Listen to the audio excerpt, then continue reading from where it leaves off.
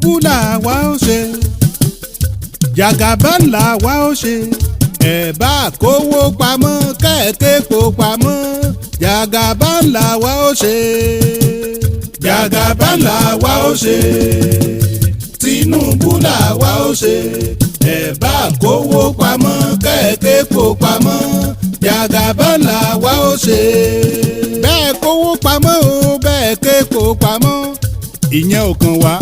Tinubu là ó dìbò fún bọ́jọ́ bá ti pé Tinubu là wà ń bá lọ kílẹ̀ wí. Jagaban làwa ó ṣe Tinubu làwa ó ṣe ẹ bá kówó pamọ́ kẹ́ẹ̀kẹ́ kó pamọ́ Jagaban làwa ó ṣe. Gbogbo ète tó bá wù yín kẹ́ẹ̀hún gbogbo ọ̀tẹ̀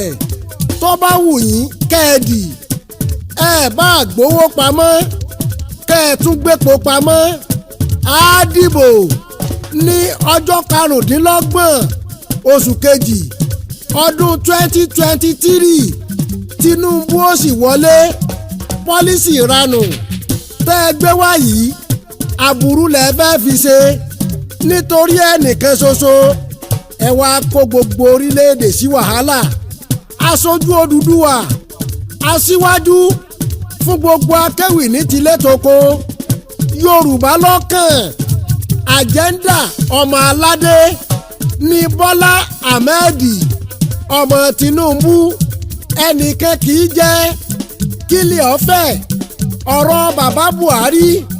Emefiele àti àwọn kàbá ọ̀yá àyàn lẹ́nu ọ̀nà tí wọ́n gbà yọ sí àwọn ọmọ Nàìjíríà látàrí ọ̀rọ̀ Tinubu ó burú jáì ẹ̀yin èèyàn èròǹgbà Emefiele bàbá Buhari àti àwọn kàbá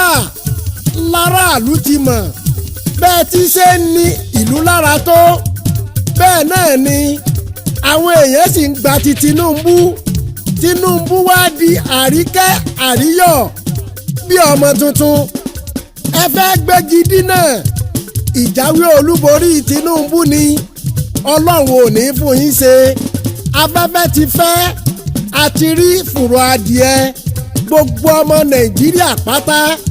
lọ́mọ ohun ẹ̀ ń gbà lérò ọjọ́ tí Emefiele gba fọ́ọ̀mù pé òun fẹ́ ṣe ààrẹ lórílẹ̀‐èdè yìí ló ti yẹ kí wọ́n yọ kúrò nípò tó wà toró òṣìṣẹ́ ọba ni ìgbà tí ọ̀rọ̀ wọ́n mú mọ́ nínú ìbò abẹ́nú ẹgbẹ́ APC ìnira àti dídójú orílẹ̀‐èdè bolẹ̀ ló fẹ́ fi ṣẹ̀san ẹ wo fìtínà àti ìnira tí wọ́n kó wa sí lórílẹ̀‐èdè bàbá wa nítorí pé wọn ò fẹ́ kí Bọ́lá Ahmed kó gorí àlééfà ọmọ Yorùbá ó yẹ kí a ronú ara wa wò kí gbogbo wa ká ṣe ìpinnu lórí ọ̀rọ̀ Tinubu ọjọ́ ti pẹ́ tí wọ́n ti ń rẹ́ wa jẹ lórílẹ̀‐èdè yìí lọ́dún 1963 bí wọ́n ti ṣe náà rèé ká tó ṣẹ́jú pẹ́ ni wọ́n bá sọ bàbá wa Ọbáfẹ́mi Awólọ́wọ̀ dèrò ẹ̀wọ̀n látàrí ọ̀rọ̀ òbò ọdún 1963 kí Yorùbá ó fura bákan náà lọ́dún 1993 ìbò tí gbogbo ayé dì fún Mashood kásìmọ̀ wò Ọláwálé ọmọ Abíọ́lá tó jẹ́ pé irú ìbò yìí ò wáyé rí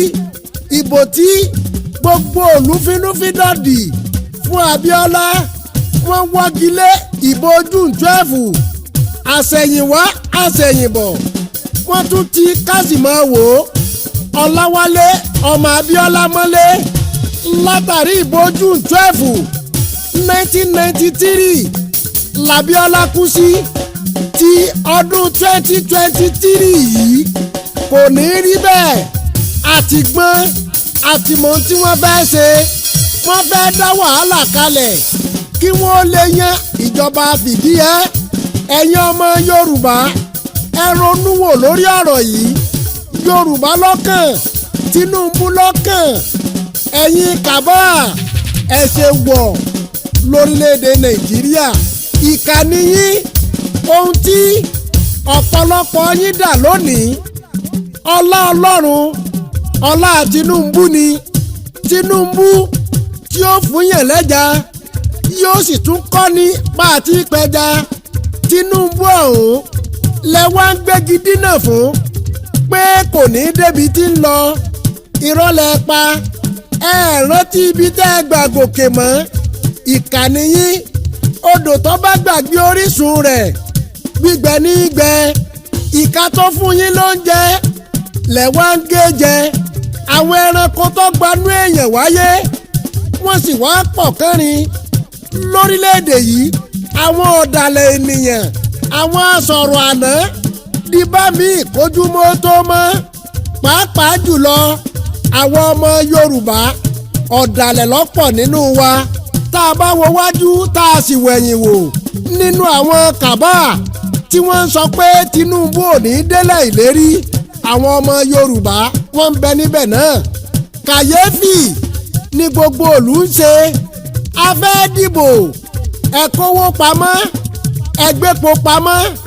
hàhín hàhín ni àwọn aráàlú ń ṣe gbogbo wọn ni wọ́n mọ ohun tí ń lọ wọ́n ní nítorí Bọ́lá Ahmed ọmọ Tinubu ni wọ́n fi ń fìyà jẹ gbogbo ìlú ibi tí Ọlọ́run tó wá kù sẹ́sí